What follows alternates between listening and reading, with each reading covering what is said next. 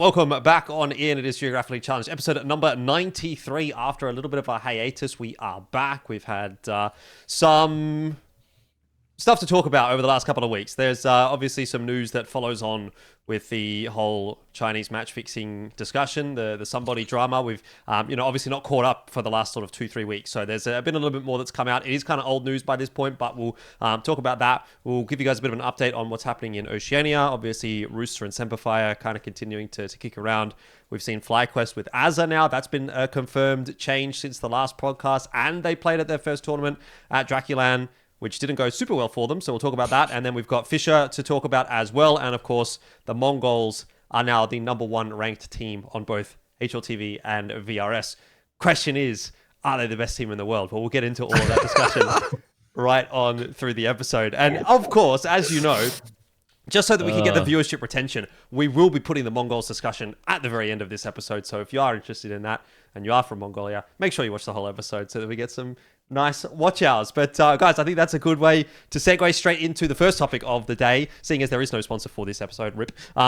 Let's talk Freeman and what's been happening over in China with regard to all of that match fixing discussion. Now, there's a few graphics that I want to go through here. There's quite a bit to touch on. So I'll probably do that whole spiel thing again, and then we'll get into the discussion. But just to kind of catch everyone up to speed as to what's been going on here, over the last couple of weeks, Freeman essentially, it seems like, has confessed to screen sharing a game with Rare Adam. Now, the way that this came out, again, was through that Chinese streamer. His name was Shukbai. And this is a screenshot of the WeChat conversation that happened between Freeman and Shukbai. At least that's what's alleged. Obviously, I can't corroborate any of this necessarily, but this is the information that's coming through. So I've translated it to the best of my abilities, and we can read through it. And as you can see, he says, "Brother Bai, Bao Bao asked me to open screen sharing." Now, I assume Bao Bao is someone involved with Rare Adam or the team somewhere. He says, "I said no." Then he said, "You can never win." So I compromised. And then Shukbai, I guess, asked for clarification and says, "This is," and Freeman responds with Rare Adam. And he said, "I just remembered after taking a shower." He says, "How much did he give you?"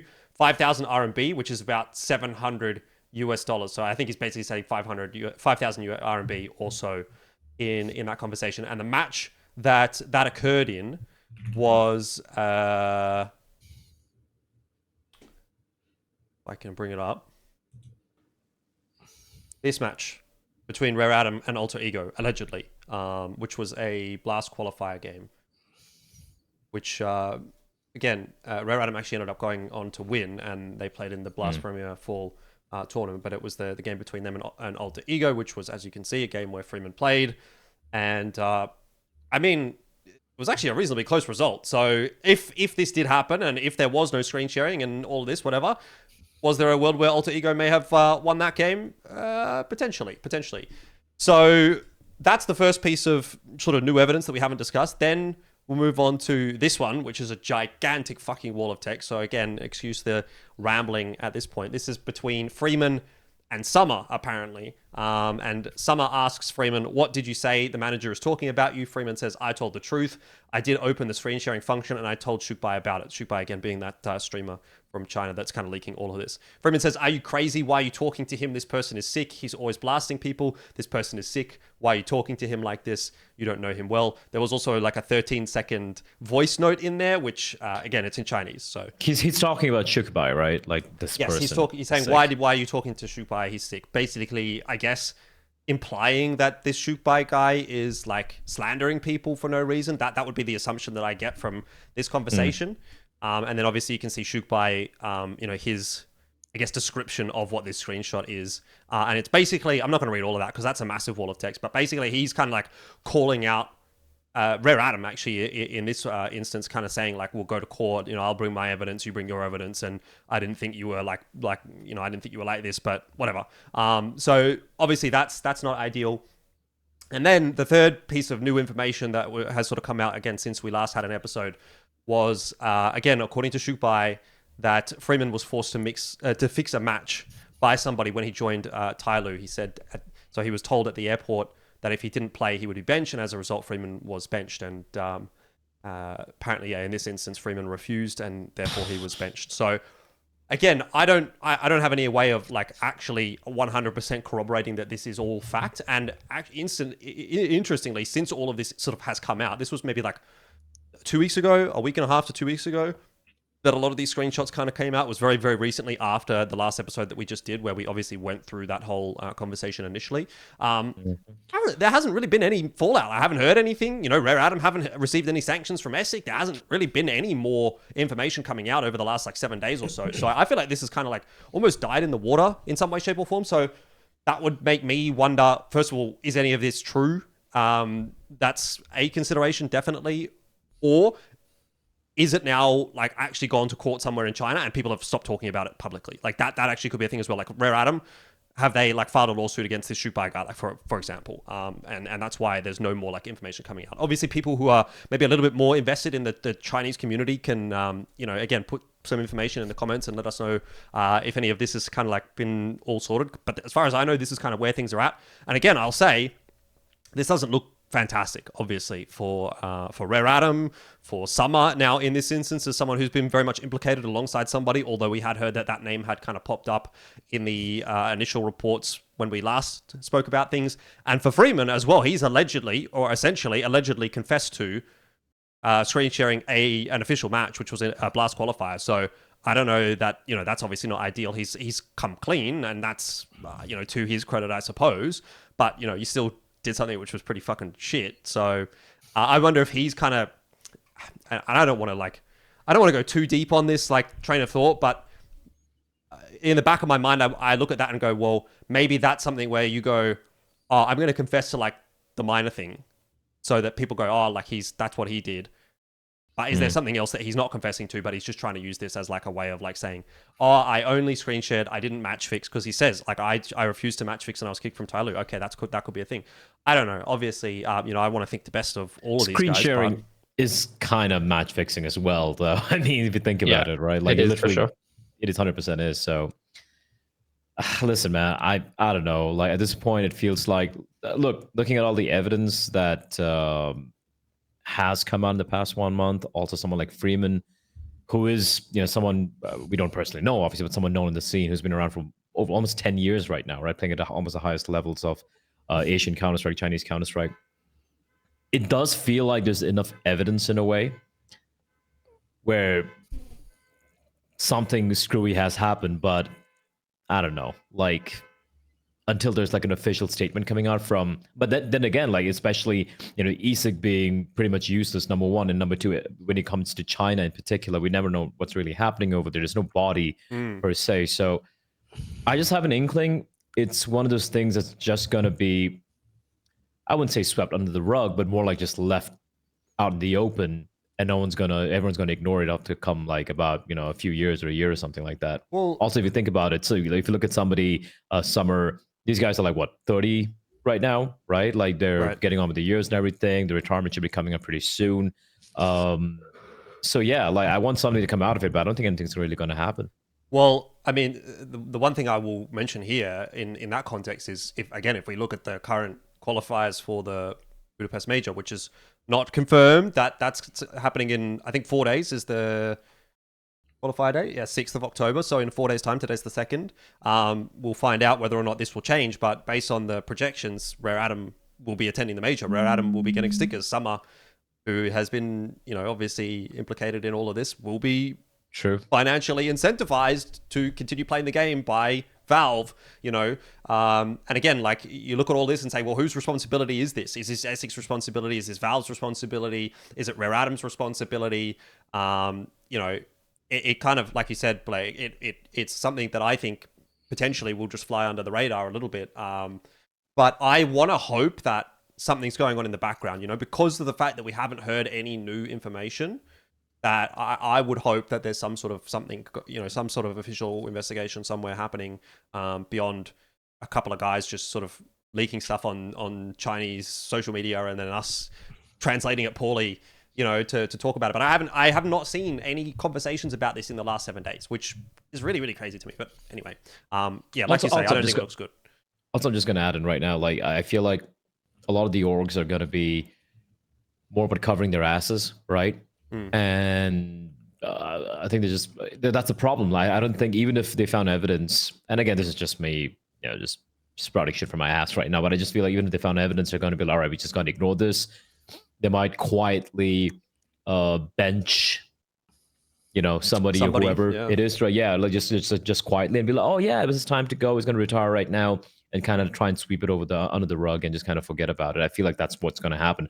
I'd love to be proven wrong, but I feel like that's a year from 6 months from now, I don't think anything's going to be coming out of this. I mean, like I think I would love to be proven wrong as well, but it would seem insane to me.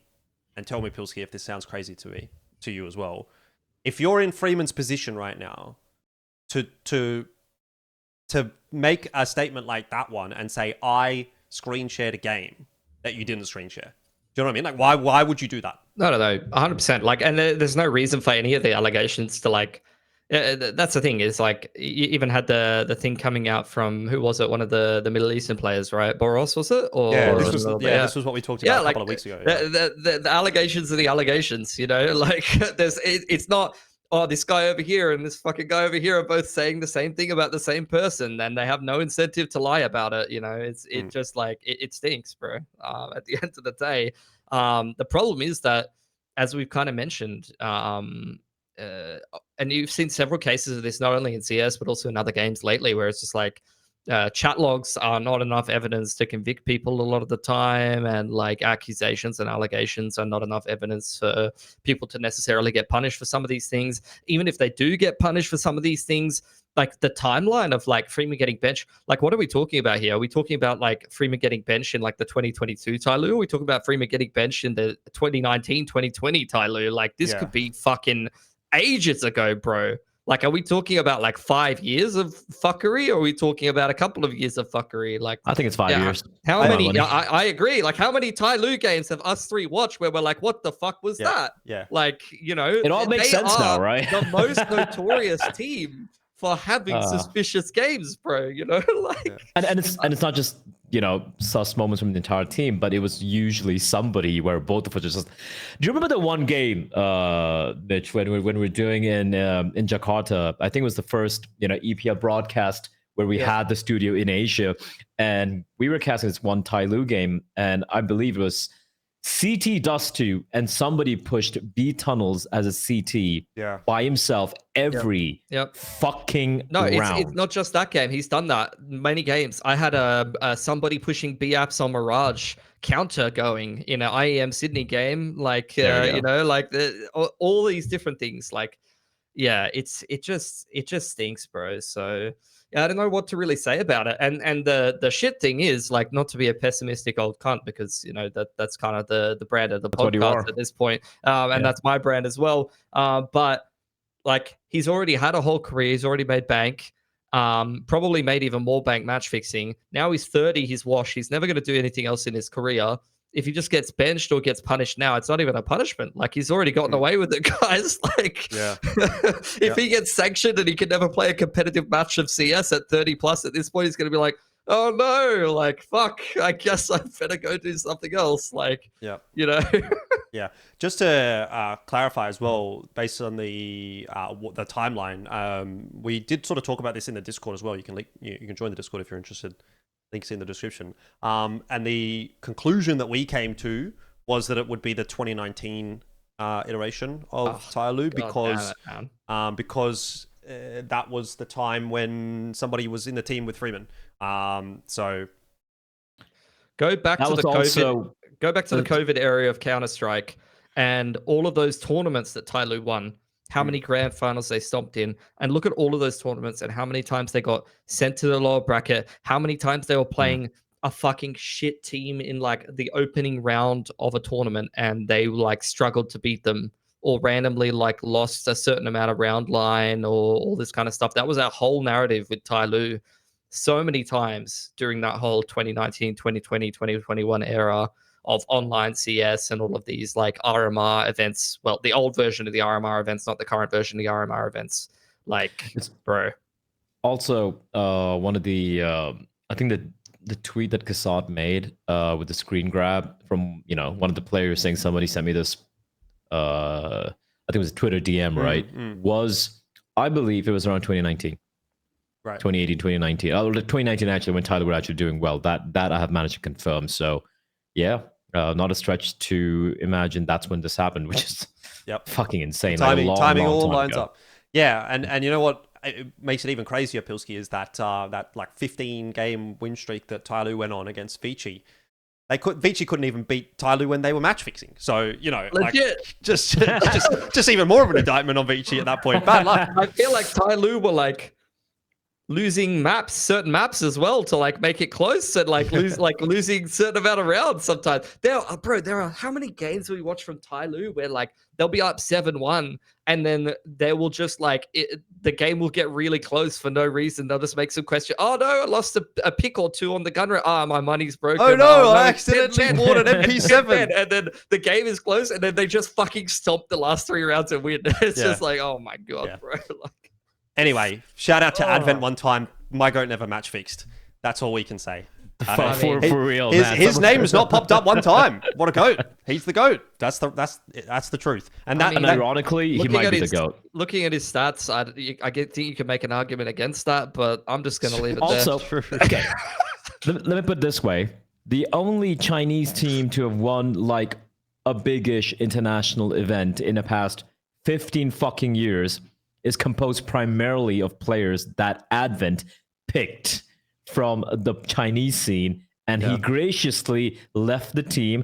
Took too fucking long, but he did eventually leave. And guess what they did? They freaking won it in the end. So he is indeed the GOAT, and I would stand by that. Master Splinter of Chinese Counter-Strike. Yeah, fuck off somebody. All right, let's move on to Oceania, and we'll talk about Rooster. We'll talk about Semperfi. There's a couple of obviously Do we have results. any good news in this episode? Yeah, Rooster had a segment on ESL Pro League where they were casting, and it was pretty funny. So that was actually funny. I had a good time. Shout out Rooster for that. I cannot believe ESL's done that. Like, me knowing some of the Rooster players and the things that they've said in the past or the things that they've done in the past, putting the entirety of Team Rooster on the ESL Pro League broadcast, like, I don't know if that is just like they've stupidity. all grown up. They've all grown up. They're all grown starting up to get. now? Yeah, they're becoming adults. Shout out to my bad guys, to the Rooster guys. ASAP is our number one fan, by the way. He watches every episode of Geographically Challenged, and what a G. He's a goat for that. Shout out ASAP. And he's a fragger, so I'm seeing a correlation there. That's right. You know? If you watch Geographically Challenged, you get better at the game, which makes me wonder whether or not anyone on FlyQuest watches. But anyway, we can talk about that in a little bit. Fucking hell! All right. We're just firing shots at this point. Why not?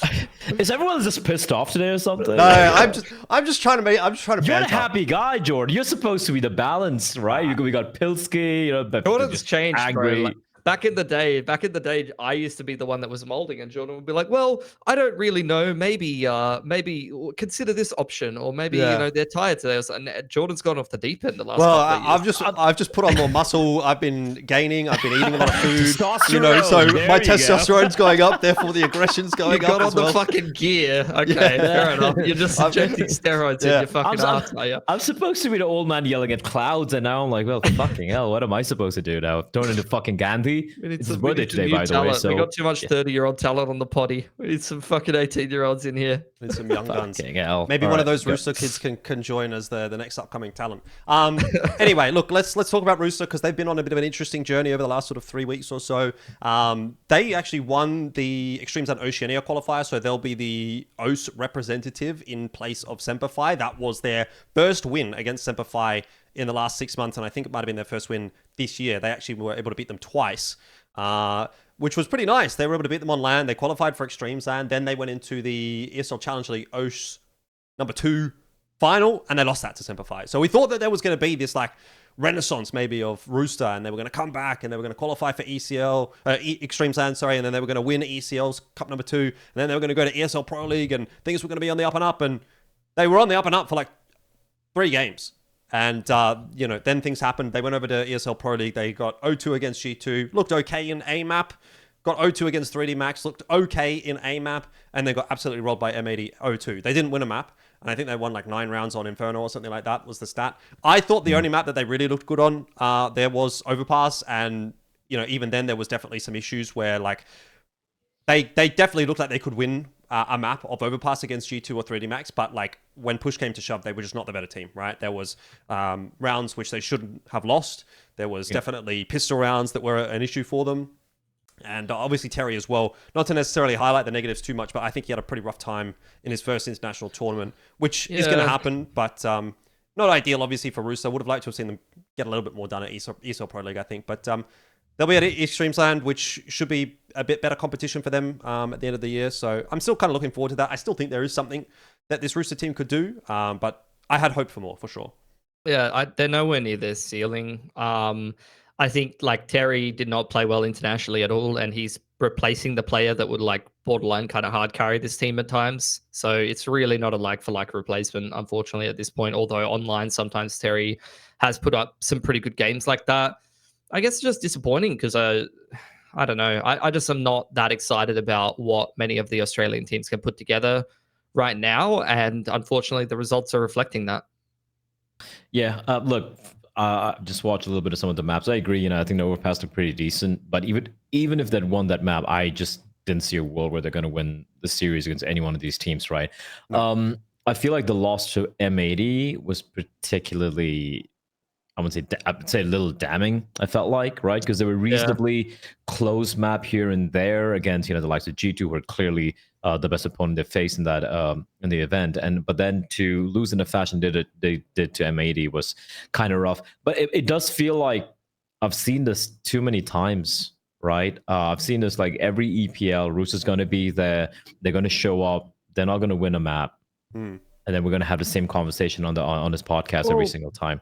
And some of the other EPLs, at least they were somewhat competitive, or they would look like they could have won a map and then they make some mistakes or something. I didn't feel like... Actually, you're right. There were a couple of maps where they threw in EPL, right? Here we can't even say they threw a map. They're just getting completely owned. So, it just sucks. I do think that, okay, maybe they didn't throw the game of Overpass against G2 or 3D Max, but like I said, those maps were definitely closable.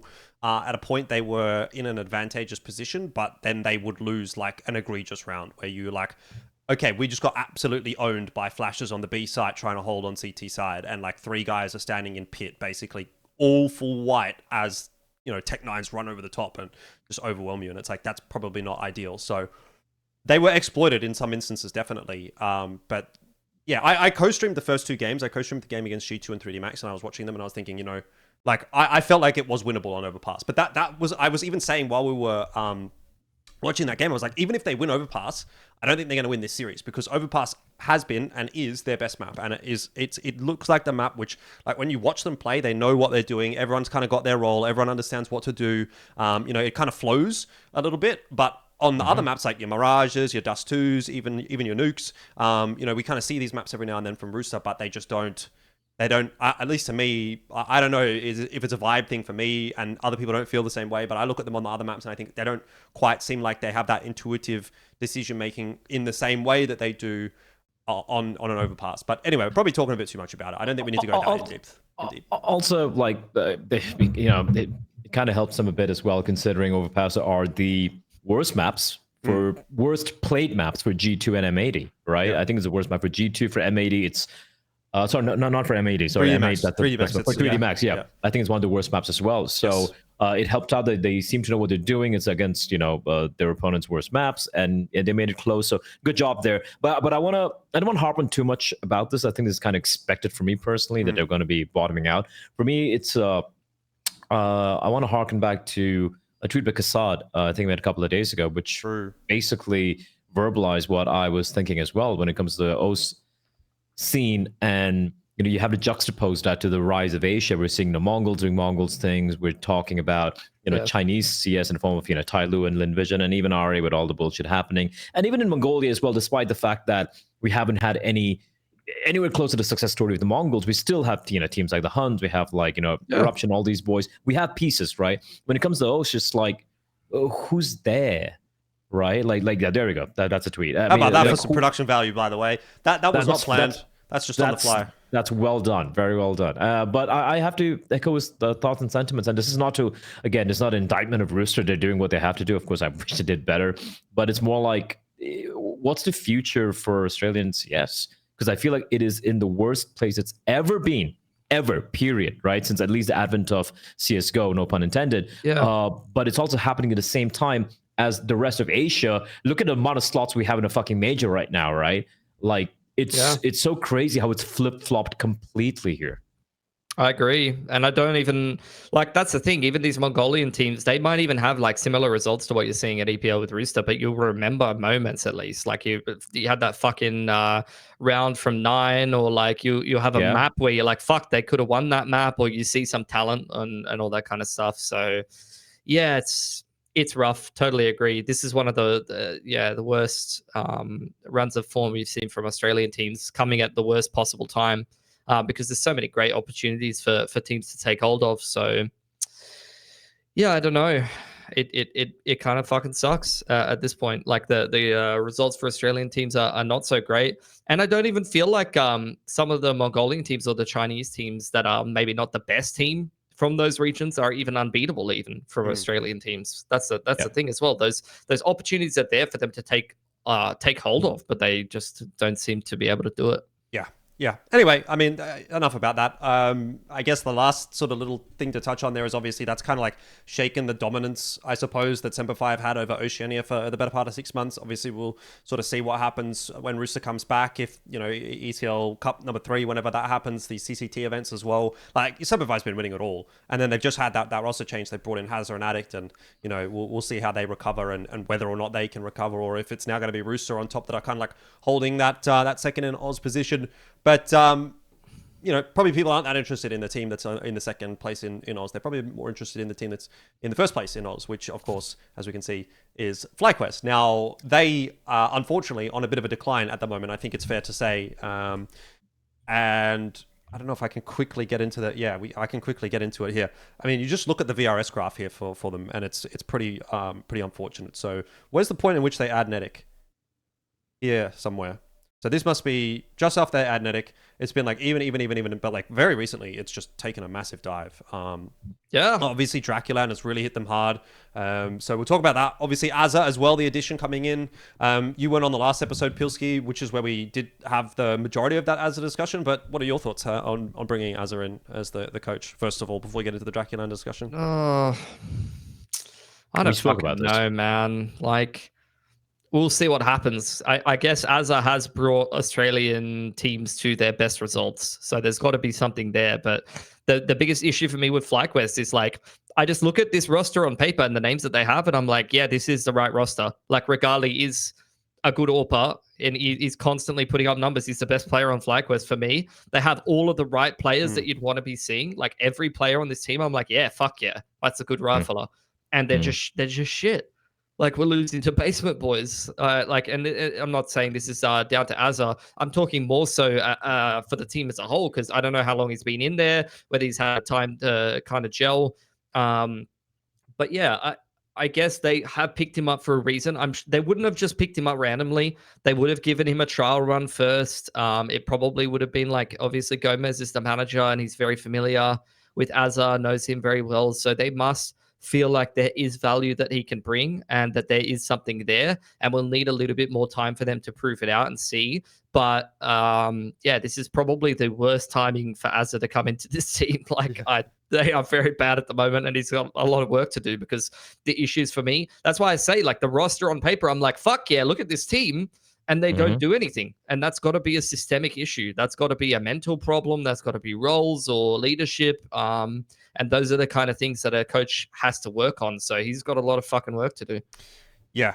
I want to give a shout out again to the Discord. There was a little bit of a discussion around this happening over the last week, and Ming, someone in the Discord said it's a difficult time because this team is name brand wise stronger than that Atlanta team, but they look so meh. People complain about Ali, they got rid of him and brought in Regali. People complain about lack of firepower, they brought in Netic. They wanted JKS, they got plus JKS.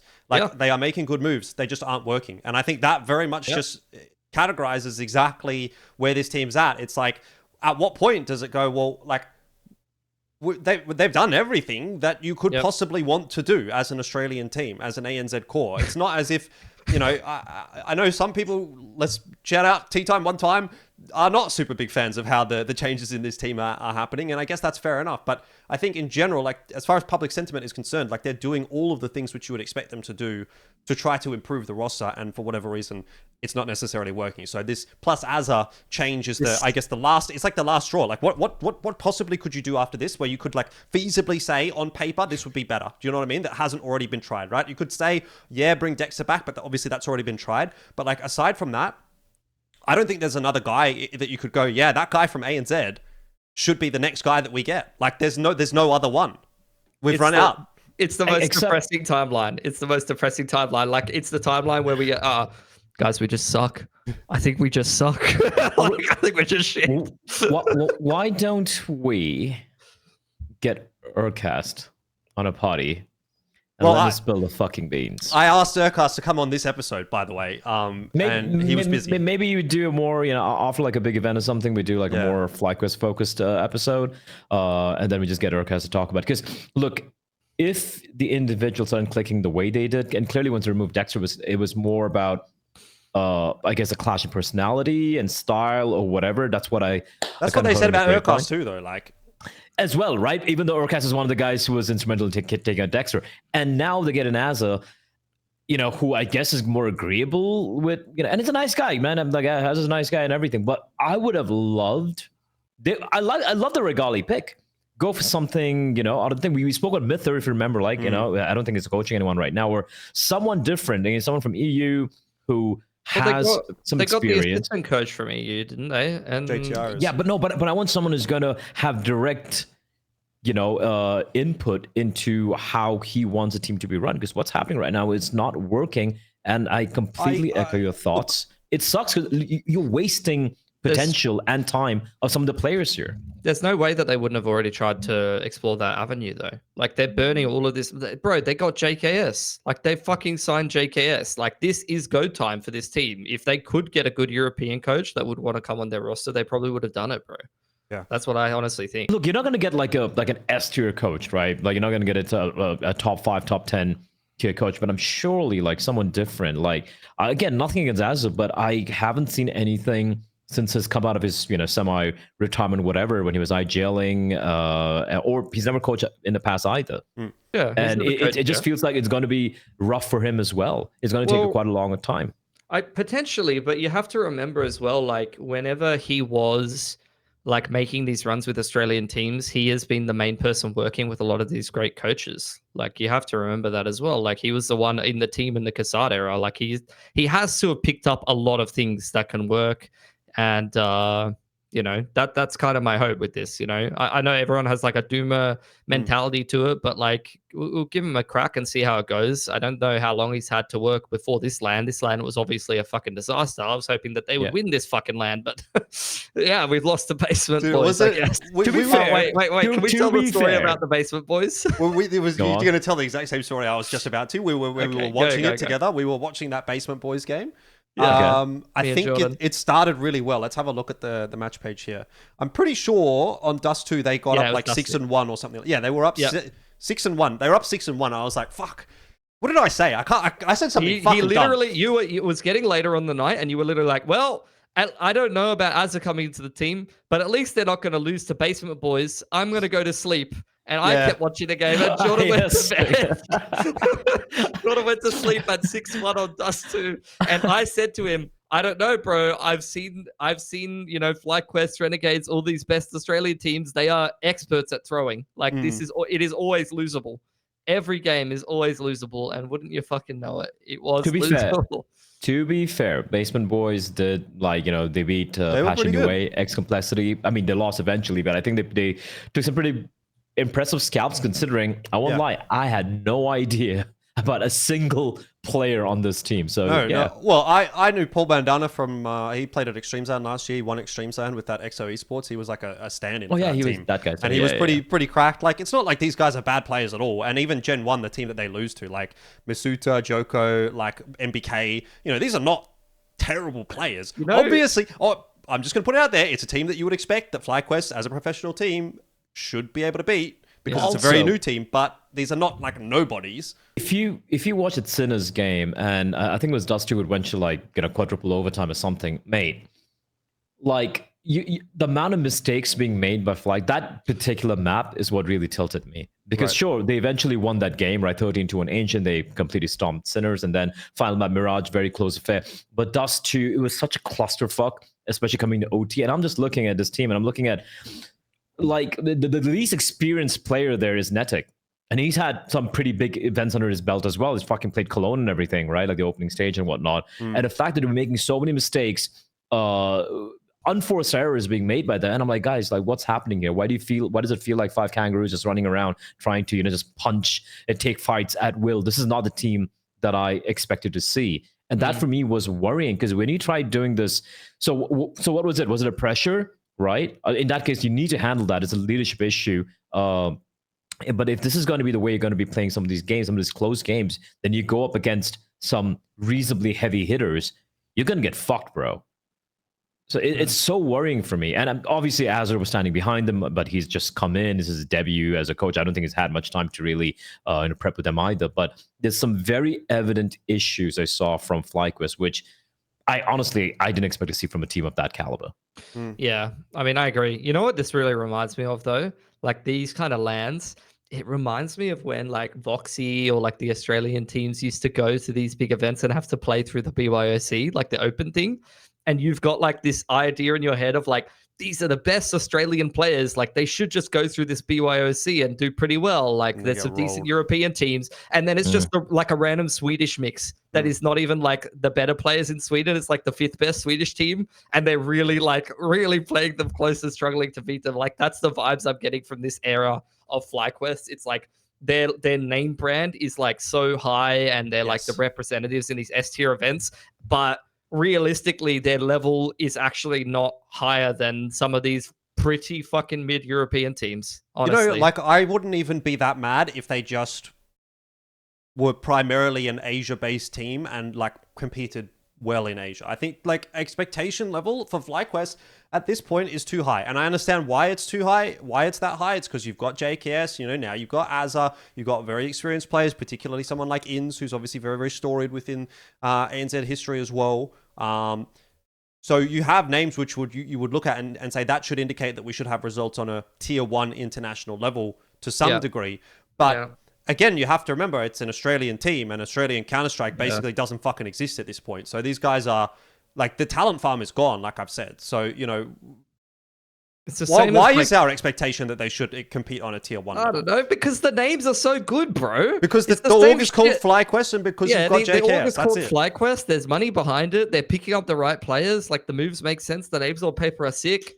And we're just shit. We just fucking suck. It's like, it's the Extremum thing all over again as well. But, like, Extremum was playing in Europe and just playing, like, the tier 2, 3 tournaments and just getting fucking owned. Okay, but, like, if they would go back, like, let's just say they would take, like, the Tyloo Lynn Vision route, and they would compete in Asia primarily, and then when they get these qualification slots, they would go and play some random tournaments here and there. But they would do well in Asia and then go and play internationally and have, like, one good, like, tournament a year, which is basically what Tyloo and Lynn Vision do, more or less. Would we not be like, wow, these guys are doing fucking awesome? Like, they'd get that one tournament, would be like, sick. Like Chengdu last year, they got, like, a couple of wins. Like, wow, they won 2 series, which is what Tyloo does. We're like, whoa, Tyloo's the best. They're the future of China. You know what I mean? Like, why is the expectation so much higher for FlyQuest than it is for Tyloo?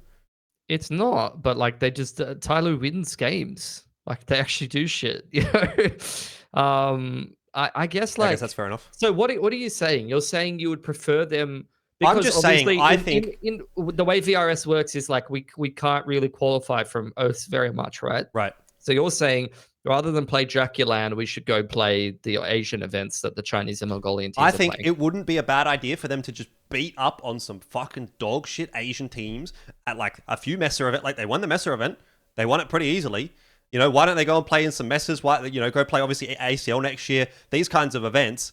And, like, Extremes Land, let's try and qualify for an Extremes Land. Go there, beat some teams, get some confidence. Like, remember how to win. Mate, I don't think it's going to work. Like, how many times have you seen the core of this team, or multiple iterations of course of this team, just shit on everyone in the region, even in Asia, apart from, obviously, the Mongolz and maybe Tyloo or Lynn Vision on a good day, and still shit the bed in EU? This is happening for years. I don't think it's going to work. I think it's a waste of time. I think it's They better literally than... just destroyed everyone in Blast in the, like you just pointed out, like in the recent event in Mongolia, the Mesa event, and still got ass handed to them by teams of players I don't even know. Yeah, but at least it would be like, oh, we're winning. You know what I mean? As opposed to we're losing. They were always winning here. They were always winning here, Jordan. They just need some good news. They just need something good. They just need something good to happen. We're like debating them, like beating off absolutely terrible. I know. That's what I'm trying to say. Is it like better? Having a kid, it's like having a high school kid. You want him to be a quarterback, and he just fucking sucks. And why did play get some kindergartners again? Just beat the shit out of them. Yeah. Feel good about him. Good job, Timmy. Good job. Thanks, Dad. I beat them up. Like, fuck off, bro. No, but like I'm just trying to. I'm not necessarily 100% serious with this. I'm just trying to theorize. Would it be better as a concept for them to get some wins under the belt, as opposed to just continually going overseas and getting absolutely plastered? I agree. I actually think it's... But they've been doing it, guys. It's better for them to punch down on these kids. I actually think. I mean, they don't. That's the problem as well. Like, they did play ACL earlier this year, and they lost to like Tyloo and Lynn Vision. Well, I think they beat Lynn Vision and lost to Tyloo, and then lost to Lynn Vision or something. Lynn Vision went to the grand final with Tyloo. Is basically the takeaway. You know what I mean? So it's not as if we would say they definitely will win Asia, but like at least I think it would be more competitive, maybe more valuable from a mental perspective. Anyway, Can we segue? I mean, I think this one's done. Yeah, we can segue.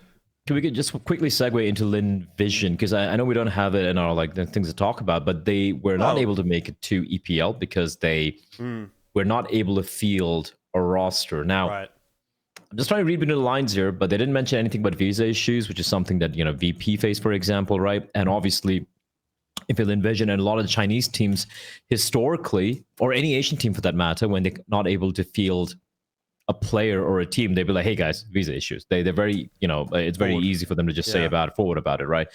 They haven't said anything yet. So look, I don't want to touch upon the topic, which I don't want to revisit, but we've all heard about, all the news in China and everything about Zachar and all the shit that happened. I do wonder, is this, was the last time they played the last time we will see off this particular lineup of Lynn Vision? Makes me wonder. They got CAC in less than 2 weeks, and then they qualified to Chengdu at the start of November. So I would say they need to be playing in the server very soon. Or maybe I'm thinking they didn't want to travel because they had things to take care of, because the two events you mentioned is happening in China itself, right? So that could be another reason. I don't know, but I think there's something happening. It's possible. It is possible that maybe Zach is on his way out, and that's the reason for this. But my read on it, someone again in the Discord sort of mentioned that the wording with the VP and the Lynn Vision statement from ESL was the same. Even though VP did kind of say we have visa issues, it still said in their statement couldn't field a team as far as ESL was concerned, or EFG was concerned. So you could just sort of look at that again. Why would China be having issues getting players into Sweden? I don't know. I don't especially because they've really never had past, but never had issues in the past 5 years. Who knows? It could be anything. We don't really know at this point. I don't know that there's too much necessarily that we should be speculating on. But it does lead nicely into the Fissure discussion, because obviously we want to talk a little bit about Tyloo and Lynn Vision there, and the Mongolz at one point here as well. But let's start with Tyloo and Lynn Vision and wrap the episode up with the Mongolz discussion. I think pretty lackluster from Lynn Vision and Tyloo, it has to be said. Unfortunately for both those two teams, had some pretty good results earlier on in this year. Lynn Vision at the major, Tyloo obviously won, Fissure won. They're the defending champions for this event, and then did fuck all here, basically. Last and second last, so... I think for Lynn Vision is more damning. Looking at the results as well, I didn't really expect much. They got smacked by G2, who are a solid team. Again, Mongolz best team they played against, and VP. I think that loss is a little crushing, because I feel like they could have easily closed that one out. But still, I feel it was kind of expected. For Tyloo, though, I think I wouldn't say it's unfortunate. They completely dismantled Game Legion, who have been struggling a little bit recently, right? Yeah. After they lost to Near and everything.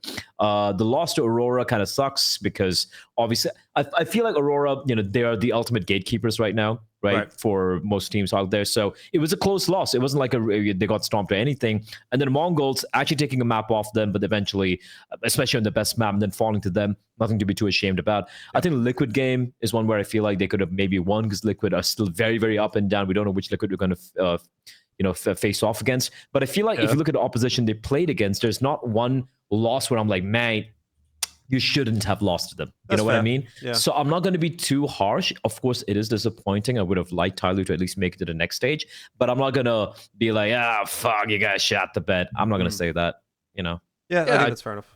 I kind of agree as well. Like, they had some closer maps against a lot of these pretty decent teams. Took a map off Mongolz as well. Like, I think they did an okay, like, accounting for themselves, but in that Swiss format, like, if you're just not getting the dubs on the board, then you're just going to go out. I wanted them to beat Liquid, though, because wasn't the whole narrative that Twist was already out of the team and they were just kind of like to be fair, Liquid bit a lot of teams. They had that team energy. They did kind of low-key well at that event. I think that let the pressure off a little bit. They had that, like, nothing to lose mentality going on. Yeah, no, I mean, I kind of agree, like, in the sentiment with regard to Tyloo. Pretty rough draw, especially drawing Mongolz where they did. Like, if you look at the other teams that were like in that bracket, in the 1-1 bracket, like a lot of teams here which I think could have been more favorable. Obviously they couldn't draw Game of Legion because they'd already played Game of Legion, but Legacy maybe was built more beatable. A Pain probably more beatable than a Mongolz, even an Astralis.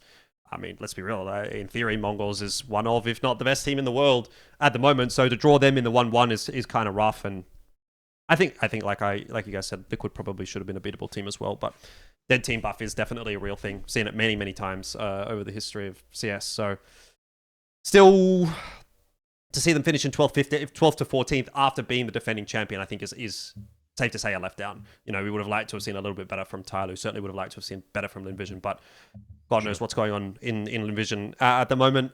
In saying that, though, these teams do tend to typically peak, I feel like, at the right time. Like, you kind of see the best of Lynn Vision and Tyloo in the lead up to the major in more recent times. So, again, this could be just that little dip prior to the major. We'll see how CAC goes, and then, Chengdu, and then in theory, we'll get to see both Lynn Vision and Tyloo playing at the major, which is probably, again, where all of these conversations kind of end up leading. The same with FlyQuest. It's kind of like, well, everything that happened this season for FlyQuest, all the roster changes, all the disappointments, all the losses, doesn't matter if they come out at the major and they go 3-2 in stage 1, and we're all like, fuck, FlyQuest got out of stage 1.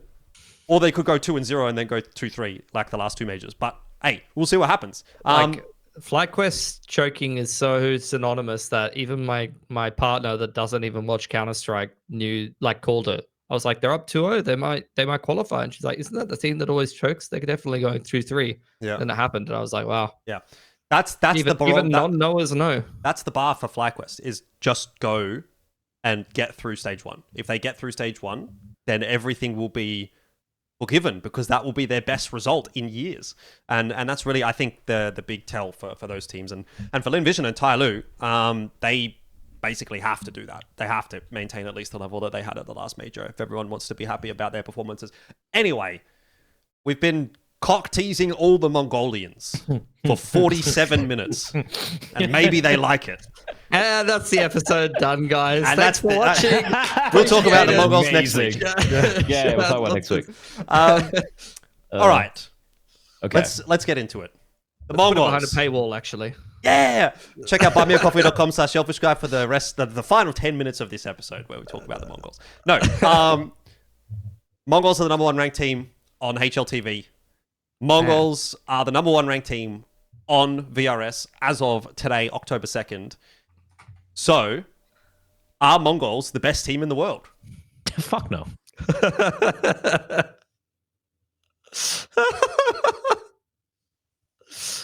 Oh, man. Want me to elucidate? Want me to go into depth why? I mean, I don't think it's going to make a difference to the comments that you're going to receive for saying the word fine. No. I don't care because okay, why did Mongolz become number 1 HLTV? There was a ranking decay for Vitality. They dropped off a little bit.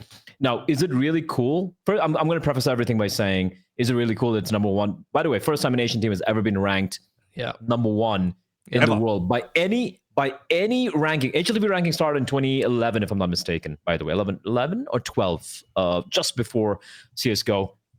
But even before that, right, you would have a lot of pundits, like Thorin, for example, named Richard Lewis, although that was more for Source, who would have these ranking things. Never has an Asian team ever been ranked number 1, ever. Yeah, never. Now, there's a difference. Just like you guys need to listen very carefully, and not to you guys, but the viewers. There's a difference between rank number 1 and being the actual true number 1. right? Because it can always move back and forth. Like, for example, remember when Heroic were number one team in the world in the online era? Would people say they were the best team, objectively? No. You'd be like, okay, good job. You got ranked number one, but you can still, I don't think they are. Because I still feel if Vitality, sort of shit out, right? They are still 100% the number one team in the world right now. Their failures are achievements for the Mongols. Yep. You get what I mean? When a Vitality fails by losing in a semifinal or a grand final of a big team, if Mongols get there, we're like, fuck yeah, Mongols are the finals, fucking good job, right? There's a difference in how we approach them. And do I believe that can, if they go up against Vitality, Mouse, or Spirit, the other three teams right there, and also potentially, it's not a fact, but the Falcons, if they get this shit together, can I be like coming into the matchup, be like, yeah, Mongols are the favorites in any of these matchups? No, I can't. I'll be like, they have a chance. They have a real chance. But can they win? I'd be like, most likely not. So for me, they're not a number one team for that reason. No, I agree. And this is exactly where I wanted to bait this conversation in going by asking, are they the best team in the world? Because I don't think that you can say that Mongols are the best team in the world. They are one of the best teams in the world. There's no doubt about that. I would say they are probably one of the 4 or 5 best teams in the world, but it gets very murky in saying which one of those teams is the best. Like you've obviously said Vitality, you think if they can get their things together, could be the best team in the world. I agree, but they haven't got their stuff together at the moment, so they're not the best team in the world. I don't think you can say Vitality right this day is the best team in the world, nor can you say the same for Mouse, nor could you say the same for Spirit, nor could you say the same for Furia, nor could you say the same for the Mongols, and certainly not for G2, Falcons, Aurora. And if you're going any further down the list, you're probably trolling. And even some of those names are probably trolling. So I think we're at that point where it's like, there's a 4 or 5 team conversation here with probably Mongols, Vitality, Mouse, Spirit, and I think Furia and even G2 may be starting to enter that with the better results that G2 have started to be showing. I would say the top 4 you mentioned there are just like one tier slightly above everyone else. Like above Furia and G2, you think? I wouldn't put Furia G2 there either. No, but they're getting there. You know what I mean? Like we're constantly just improving performances from Furia and from G2 throughout this season. For sure. Obviously Furia's just beaten the Mongols at Fissure in that final, so that's a tick in their book. So Mongols are again very, very comfortably one of the best teams in the world, but they are not the best, if that makes sense. So they've still got a little bit of a ways to go, even though they are number 1 ranked. And I think even Blitz might have said this in an interview that he did, whether it was, I think just by the point where they had the VRS. He put an Instagram story out. He put an Instagram story out saying, nice to be number 1, but we're not really number 1 either. Yes. Right? Like the Mongols IGL is agreeing with us over here. So, you guys should attack Blitz. They'll get there if they continue. Stop with the being results, racist to your own people, Blitz. You are number 1. We'll see. I mean, obviously the major's going to be a big tell. Can they repeat what they were able to do there? Can they win a major? I think, that will be a very interesting conversation when we do get around to major time, because it won't be anymore. Can they make it to the playoffs? Can they make a semifinal? Can they make a final? It's like, yeah, we know they can do that. So can they win? Can they win a major final? It's about peaking the right time. Yeah. I feel like the greats are teams that can peak at the right time. Like if you look at Astralis, for example, obviously that's a very, very, very high standard I'm bringing up. But Astralis era, they didn't win in a row the way Vitality did, which is what Vitality pulled off in the first half of this year was so fucking insane because they didn't lose a single fucking event, right? Yeah. Astralis lost events in between, but they won the majors. They won the big ones. They peaked at the right time. So I feel like peaking at the right time, especially when it comes to the more rarefied strata of Counter-Strike, I'm talking about, being the absolute best. I think that is something that a lot of these top teams look at, just peaking at the right time. You look at all these guys talking, they're like, yep, next event, we're looking forward to it, but we want to use it to kind of ramp up leading into the major. And now that the major season is way more well-defined, it is the final tournament of the season, I think it's something teams can plan to do. So I feel like all these teams in the top 10, basically, are just looking to ramp up and peak at the right time. And time is kind of running out for a few of these teams. It's just a month away, from the major, month and a half, I guess, away. I mean, I think it's a pretty binary thing at the end of the day. Like, it's pretty fucking simple. Like, even Astralis, where you're saying, like, they dipped off and they lost events, but they did still kind of dominate and win a bunch of tournaments. And it's like, I'm looking at Vitality. Obviously, it's the most extreme case of this, but I hold Vitality and Mongols up next to each other because they're first and second, right? When Vitality was number 1, it's like, first Cato, first EPL, first fucking Lisbon, first at Melbourne, first at fucking Blast. Like, they're winning over and over and over again. If you go through Mongols events, it's like third, fourth, third, fourth, third, fourth, third, fourth, second, second. They won one ESWC, or EWC rather, first, and then a second. Those are not the same fucking things. That's like we win so many fucking tournaments over and over and over again, or at least even other teams that have been first that people can confidently say, yes, this is the best team in the world. It's because they win the fucking tournaments and they beat the other best teams in the world to win those fucking tournaments, and they establish themselves an era or at least a foothold to confidently say they're the best team. Mongolz has not done that. Mongolz has won one event at EWC recently, and then the other 5 or 6 events since then. Yes, they're in the top 4 consistently, which is why they are number 1 with the ranking decay and all that, but they haven't earned that from winning the fucking tournaments. Yep. They haven't won a bunch of tournaments. And I think the other thing is that they don't win the tournaments which you'd look at and say that looks like a really winnable tournament for them. Fissure was theirs for the taking. Fissure was theirs, and one of these was in Bucharest as well, was one of the ones where we were like, they really are a very good shot at that, and then they like completely bomb out. So it's like, again, I feel it's not illegal to do that. You can have a bad tournament here and there, but if you want to be the best team in the world, like that's the tournament which you just got to kind of clean up. You know what I mean? I feel like, look, they haven't won an arena event yet. EWC was not an arena event. EWC was like 30 people. It was an auditorium in a crowd. That doesn't really count that way. It was a glorified studio event.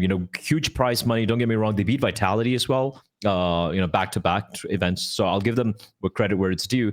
But for me, a real number 1 team should at least win an event in an arena, right? G2 did that. G2 did that against Vitality, right? In Blast London, for example. I'm waiting.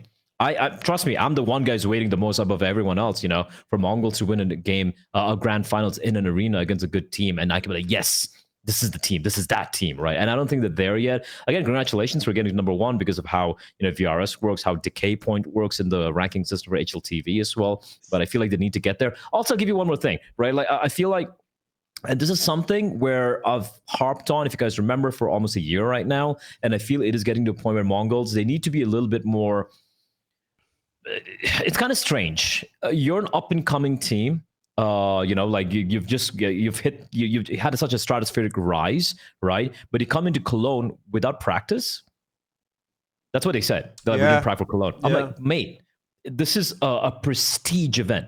This is the biggest event outside of the majors. For some people, winning a Cologne matters more than, I wouldn't say matters more than winning a major, but it's up there. It's right next to it, right? Some people say that. Some people say the Cologne is better than the major, especially if it's like a bit of a lackluster major back-to-back with the Cologne. People say this was better than the major. Cologne always delivers. Cologne always fucking delivers. Winning Cologne means so much to so many people. And you come in with that practice. I know it might be busy and everything, but you need to practice. And I think even recently, I forgot, was it Fissure or not Fissure? One of the other events as well. They took a break. They didn't prac. I'm like, guys, like at this level, like you need to be more focused, more locked in, right? Number 1. Number 2, I'm going to mention the map pool as well, right? The map pool is super predictable, man, at this point in time. Ancient Mirage, right? And then Nuke and Inferno, where they're pretty solid on it overall. You look at the recent Mirages, they lost to Furia. Close fashion, they lost to them. They beat G2 13-11. They beat Aurora 16-14. Again, very, very close affair right there. They beat Vitality, sure, that was a convincing win overall. And against Spirit as well, they lost it. It's a map where right now you're having very close wins, and it is super unconvincing for me, right? It doesn't look as convincing as they can be on other maps. So I would love them to kind of just expand your playbook, expand your map pool, be a little bit more unpredictable, because now you're playing to be number 1. It's a whole different ball game altogether. You need to mix things up and keep evolving. And I worry if they stop evolving, it could be a problem. Also, Techno, he had that performance in EWC and just completely fell off. I felt like in Fissure, it was way, way, way more pedestrian, going back to the norm as well. So I will always be critical of Mongolz because I want them to succeed. I want them to be the number 1 team, but I feel like they do evolve. I wish they evolved a little bit faster and be ahead of the curve so they're able to actually earn that number 1 spot. Yeah, look, I think that's a pretty good place to wrap things up. I have one more thing that I wanted to ask you to do, Jordan. Yeah. To bring it back to our previous discussion, I want you to go back on your browser. Okay. Click on the main page of HLTV and click on the Rare Atom game that is happening in 2 hours and see who's playing. Or who's not playing, perhaps. Well, It's actually, an interesting question. incidentally, this has been a conversation that's been happening over the last week or two Ooh. as We're well. missing someone. We're Oh, missing Kaze. someone right now. Yeah. Hmm. Marek's been playing for a little while. And okay, that happens occasionally. Kaze goes back to Malaysia to sometimes, I think, maybe sort his visa or whatever that may be. Okay. Are we reading into it too much? I don't know. But yeah, that's a good point that has been brought up. And also, I think it will have implications for the major. Someone can correct me if I'm wrong, but the invite is based on how many players have played based on the last like X amount of games. I don't know the theory. I don't know exactly what the numbers are, but based on the conversations that have been happening in Discord, it seems like if Marek plays like another couple of games, like he's the one that has to be the player in that invite to the major. If they get the VRS invite to the major. So that's something as well that Rare Adam is going to have to be aware of, which I'm sure they are aware of. But yeah, it's just interesting. I don't know, man. I don't know. The number of teams that don't seem to know how VRS works is fucking crazy. Yeah. Which is also, I'm also one of them, by the way. At this point, it's like so convoluted. I'm trying to understand, and I do understand, but it's so many factors in play that is just insane. I think, but that's a topic for another time. I feel like we could spend an hour talking about VRS, honestly. We could, and we might in the next episode, because the next episode will be after the VRS invites go out for the major. So we will know which teams are going to be making it to the major, which will certainly be a conversation point. But I'm ready to wrap things up there if you guys are. Yep. Sounds good. We're not getting paid anymore, Look, Jordan. We're responsible for that. Just to cap off the episode, my biggest hope is that if a little bit more time goes by and there's some ranking decay, that we may surpass HLTV, confirmed as the #1 podcast in CS. We just need to wait for the points to fall off, for their last few events, and then we could be #1. I don't know if I think we're probably waiting on a few other podcasts as well that we might be in the top 10. We might just squeak the top 10 for Counter-Strike podcasts. That's pretty good for an Asian podcast. True. No other Asian podcast has ever been in the top 10 before. I'll just say that. So shout out Geographically Challenged one time. Yeah, let's wrap it up there. Thank you guys for watching. Obviously, this has been episode number 93. We don't have a sponsor, so you can go over to buymeacoffee.com/Elfishguy if you'd like to give me some money. We'll hope to find another sponsor at some point. If you are a sponsor, if you like to give podcasts money, we'll take your money and we'll say things about your product. Sponsor us, you cunts. Exactly. But we don't have to say it that way, by the way. We're great at sponsor reads. We're all very professionally trained. Cunts mean friend in Australia, right? Yeah. It does. Friend. But yeah, let's wrap it up there. Like, comment, subscribe, do all those things, and we'll see you for episode 94 in a couple of weeks. Peace.